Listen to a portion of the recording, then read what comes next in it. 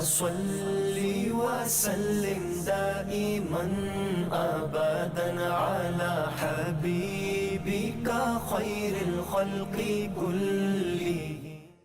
نحمده ونصلي ونسلم على رسوله الكريم. اما بعد فاعوذ باللہ من الشیطان الرجیم. بسم اللہ الرحمن الرحیم. سامعین محترم، آج کا ہمارا درس نماز کا سبب حقیقی مع احکام فقہیہ پر مشتمل ہوگا. عزیزان محترم، ہر مکلف یعنی عاقل بالغ شخص پر نماز فرض عین ہے. اس کی فرضیت کا منکر کافر ہے اور قصداً چھوڑنے والا گنہگار ہے. اگرچہ ایک ہی وقت کی وہ نماز چھوڑے تو اس کے بارے میں فقہا نے یہ بھی فرمایا کہ وہ فاسق ہے. اور جو نماز نہ پڑھتا ہو، فرمایا سلطان اسلام اس کو قید کر دے یہاں تک کہ وہ نماز پڑھنے لگ جائے. ائمہ ثلاثہ حضرت سیدنا امام مالک رضی اللہ تعالیٰ عنہ، حضرت سیدنا امام شافعی رضی اللہ تعالیٰ عنہ، حضرت سیدنا امام احمد بن حنبل رضی اللہ تعالیٰ عنہ، ان تین ائمہ کے نزدیک یہ ہے کہ سلطان اسلام اس کو قتل کر دے. بچے کی جب عمر 7 برس کی ہو جائے تو اس کو نماز پڑھنا سکھایا جائے، اور جب 10 سال کا بچہ ہو جائے تو مار کر نماز پڑھوانا چاہیے. نماز خالص عبادت بدنی ہے، اس میں نیابت جاری نہیں ہو سکتی. یعنی ایسا نہیں ہے کہ ایک کی طرف سے دوسرا بندہ ادا کر سکتا. نہ ہی یہ ہو سکتا ہے کہ زندگی میں نماز کے بدلے میں کچھ مال وغیرہ فدیہ کے طور پر دے دیا جائے، یہ بھی نہیں ہو سکتا. البتہ اگر کسی پر کچھ نمازیں رہ گئی ہیں اور وہ انتقال کر گیا اور وہ وصیت کر گیا تو اس کی نمازوں کا فدیہ جو ہے وہ دیا جائے. اور اگر اس نے وصیت نہیں بھی کی تو جو ورثاء وغیرہ ہیں وہ اس کی طرف سے اس کی نمازوں کا فدیہ ادا کر دیں. تو اللہ تبارک و تعالیٰ کی بارگاہ سے یہ امید ہے کہ اللہ تبارک و تعالیٰ جو ہے اس صدقے کو قبول فرمائے گا اور اس کے لیے کچھ ازالہ ہو سکتا ہے. فرضیت کا جو سبب حقیقی ہے، نماز کا جو سبب حقیقی ہے وہ امر الہی ہے، یعنی اللہ کا حکم ہے. اور سبب ظاہری جو ہے وہ وقت ہے کہ اول وقت سے لے کر آخر وقت تک جب نماز ادا کرنا چاہے ادا ہو جائے گی اور اس کے ذمہ سے ساقط ہو جائے گی. یعنی جیسے بالفرض ظہر کا وقت 1 بجے شروع ہوتا ہے، 4 بجے تک بالفرض رہتا ہے، تو ان 3 گھنٹوں کے اندر حکم یہ ہے کہ جس وقت بھی ادا کرنا چاہے، 1 بجے کرنا چاہے، 2 بجے کرنا چاہے، 3 بجے کرنا چاہے، تو ان 3-4 گھنٹوں کے درمیان کسی بھی وقت میں وہ ادا کرنا چاہے تو بالکل وہ ادا کر سکتا ہے.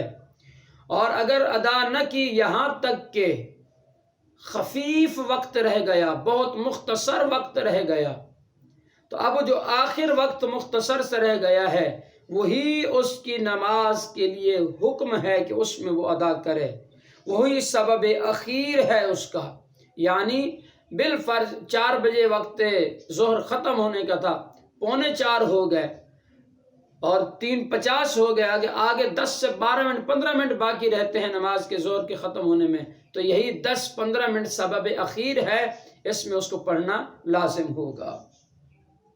اسی طرح فرمایا کہ اگر کوئی مجنون یا بے ہوش میں آیا، یا حیض و نفاس والی عورت پاک ہوئی، یا بچہ بالغ ہوا، یا کافر مسلمان ہوا، اور وقت صرف اتنا ہے کہ اللہ اکبر کہہ لے، تو ان سب پر اس وقت کی نماز فرض ہو گئی. اور جنون بے ہوشی 5 وقت سے زائد کو مستغرق ہو تو نہ ہو تو اگرچہ تکبیر تحریمہ کا وقت بھی نہ ملے تو نماز فرض ہے، قضا پڑھے. تو جو حیض و نفاس والی عورت کا مسئلہ ہے وہ اس کی تفصیل ہے کہ آیا کہ کتنا وقت باقی ہو تو اس پر اس وقت کی نماز فرض ہوگی. اور کتنا وقت باقی ہو تو نہیں ہوگی، تو انشاءاللہ یہ وہاں پر جب ہم مسائل بیان کریں گے تو اسی کی جو ہے اس میں وقت میں آ جائے گا۔ اور پہلے بھی اس سے جو ہم نے حیض و نفاس وغیرہ کے مسائل بیان کیے ہیں اس میں اس کی وضاحت کر دی گئی ہے۔ تو اگر آپ ان مسائل کو سماعت کرنا چاہتے ہیں تو حیض و نفاس والے جو ہمارے کلپس وغیرہ پہلے سے آپ حضرات کے سامنے موجود ہیں، یوٹیوب کے اوپر موجود ہیں، ان کو بالکل وہاں آپ سماعت کر سکتے ہیں۔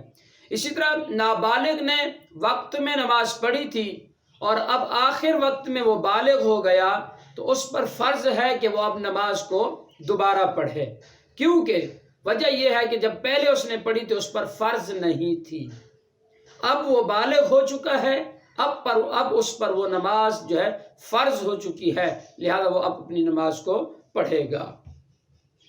اسی طرح نابالغ شخص عشاء کی نماز پڑھ کر سویا تھا تو اس کو احتلام ہوا، یعنی وہ بالغ ہوا، تو اب وہ رات بھر سوتا رہا، اس کی آنکھ بھی نہیں کھلی، فجر ہونے کے بعد اس کی آنکھ کھلتی ہے تو فرمایا عشاء کی نماز کا اعادہ کرے، اس لیے کہ وہ سوتے میں ہی گویا کہ بالغ ہو چکا تھا اور وہ اس کی آنکھ وغیرہ نہیں کھلی۔ اسی طرح اگر طلوع فجر سے پہلے آنکھ کھلی تو اس پر عشاء کی نماز بالاجماع فرض ہے، اس پر اس صورت میں بھی وہ نماز فرض ہوگی۔ اسی طرح کسی نے اول وقت میں نماز نہیں پڑھی تھی اور آخر وقت میں کوئی ایسا عذر آ گیا جس سے نماز ساقط ہو جاتی ہے، مثلا آخر وقت میں حیض و نفاس شروع ہو جاتا ہے یا کوئی اور ایسا عذر آ جاتا ہے کہ جس کی وجہ سے جو ہے وہ نماز معاف ہو جاتی ہے، تو ایسی صورت میں اس وقت کی نماز اس پر کیا ہو جائے گی؟ معاف ہو جائے گی۔ اس طرح مگر جو جنون و بے ہوشی ہے اس میں اتصال کی شرط ہے 5 نمازوں کے وقت میں، کہ وہ 5 نمازوں کا زیادہ وقت جو ہے وہ متصل طریقے سے گھیر لے، ایک ہی ساتھ 5 نمازوں کا وقت گزر جائے تو اس کے بعد اس کو ہوش آتا ہے، تو ایسی صورت میں اس پر جو ہے وہ 5 نمازیں معاف ہوں گی۔